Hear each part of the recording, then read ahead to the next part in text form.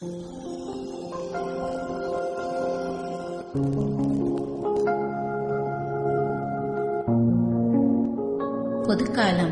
4ஆம் வாரம், வியாழக்கிழமை. முதல் வாசகம். அரசர்கள் முதல் நூலிலிருந்து வாசகம். அதிகாரம் 2, இறைத்திருவசனங்கள் 1 முதல் 4 வரை, மேலும் 10 முதல் 12 வரை. தாவீதின் இறுதி நாள் நெருங்கின போது அவர் தம் மகன் சாலமோனுக்கு பணித்து கூறியது இதுவே: அனைத்துலகும் போகும் வழியே நானும் போகிறேன். நீ நெஞ்சுறுதியும் வீரமும் கொண்டவனாயிரு. உன் கடவுளாகிய ஆண்டவரின் ஆணைகளை கடைப்பிடி. அவர் காட்டும் வழியில் நட. மோசேயின் சட்ட நூலில் எழுதப்பட்டுள்ள கடவுளுடைய நியமங்களை, விதிமுறைகள், நீதி சட்டங்கள், ஒழுங்குமுறைகள் ஆகியவற்றை கடைப்பிடி.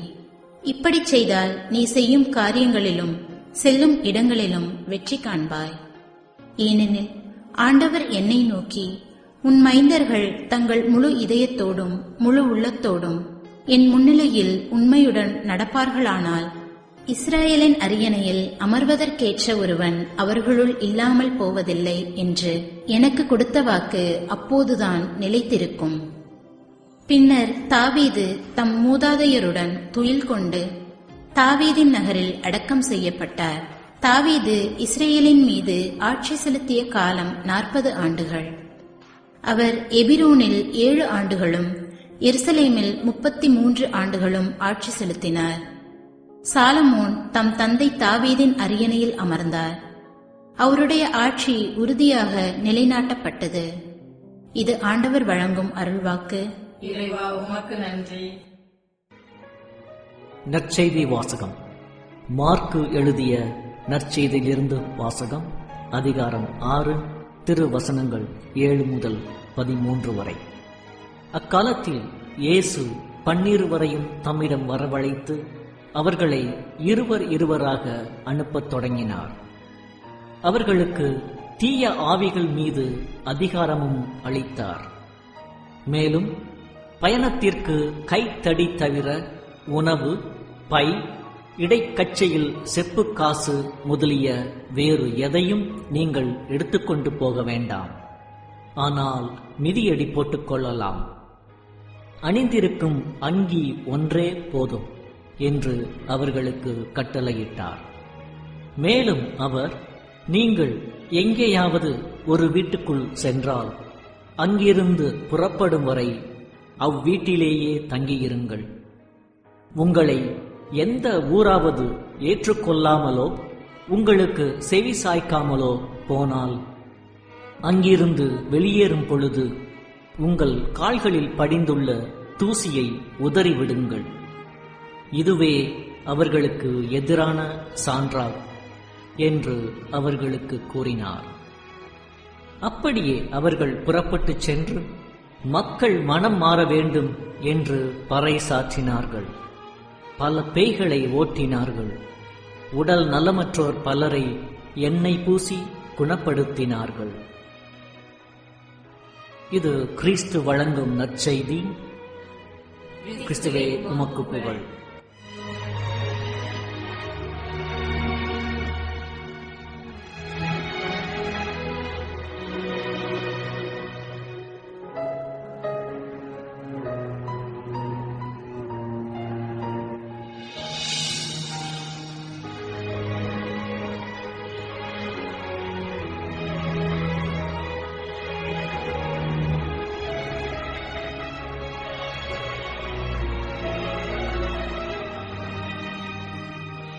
போனஃபர் என்பவர் ஜெர்மனி நாட்டில் வாழ்ந்த ஒரு லூத்தரன் சபை போதகர்.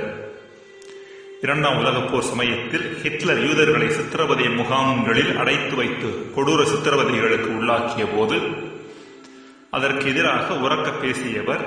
இதன் காரணமாக இவரும் சிறையில் அடைக்கப்பட்டார். பல்வேறுபட்ட இன்னல்களுக்கு உள்ளானார்.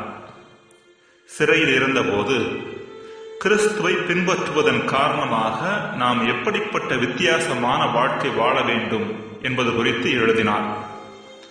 அவருடைய எழுத்துக்கள் அனைத்தும் பின்பு தொகுக்கப்பட்டு சீடத்துவத்தின் விலை, இந்த காஸ்ட் ஆஃப் டிசைபிள்ஷிப் என்கின்ற பெயரில் புத்தகமாக வெளியிடப்பட்டன. இந்த புத்தகத்தில் போனஃபர் கடவுளிடமிருந்து வரும் அருளை 2 விதங்களாக பிரிக்கின்றார். ஒன்று விலை குறைவான மலிவான அருள், த சீப் கிரேஸ். மற்றொன்று விலை உயர்ந்த அருள், த காஸ்ட்லி கிரேஸ். மலிவான அருள் என்பது கடவுளிடமிருந்து பணத்தையும் பொருளையும் வசதியையும் தேடி பெற்றுக்கொள்வது. விலை மதிப்புமிக்க அருள் என்பது கிறிஸ்துவுக்காக துன்பப்படுவதற்கான அருள், அவர் பொருட்டு வேதனையை எதிர்கொள்வதற்கான அருள். மலிவான அருள் ஒரு மனிதனுக்கு குறுகிய கால மகிழ்ச்சியை கொடுக்கலாம், ஆனால் அது வாழ்க்கையின் பிரச்சனைகளுக்கான நிரந்தர தீர்வை கொடுப்பதில்லை. அதாவது ஒரு மனிதனின் ஒட்டுமொத்த வாழ்வானது மாற்றமடைவதற்கு மலிவான அருள் போதுமானது அல்ல. ஆனால் விலை உயர்ந்த அருளானது ஒரு மனிதனது ஒட்டுமொத்த வாழ்வையே மாற்றியமைக்கிறது. வாழ்வின் எல்லா துன்பங்களுக்கும் அடிப்படையாக இருக்கின்ற அகந்தையை வெட்டி வீழ்த்துகின்றது. அன்புக்குரியவர்களே, இயேசு பணி செய்த மனிதர்களை 2 வகைகளாக பிரிக்கலாம். ஒரு பிரிவினர் வந்து சென்றவர்கள், அதாவது அவ்வப்போது இயேசுவை தேடி வந்து அவரது போதனையை கேட்டவர்கள், அவரது புதுமையை கண்டு அனுபவித்தவர்கள். இன்னொரு குழுவினரோ இயேசுவோடு தங்கியவர்கள், அதாவது அவரது சீடர்கள். இந்த 2 குழுக்களின் மட்டிலான இயேசுவின் அணுகுமுறை ஒரே மாதிரியாக இருந்ததில்லை. முதல் குழுவினருக்கு இயேசு அதிகமாக மலிவான அருளை, அதாவது ஆறுதலை கொடுத்தார். அப்பங்கள் பருகி பசியை போக்கினார், புதுமைகள் செய்து நோயை போக்கினார். ஆனால் 2வது குழுவினரையோ விலை உயர்ந்த அருளுக்காக தயாரித்தார்.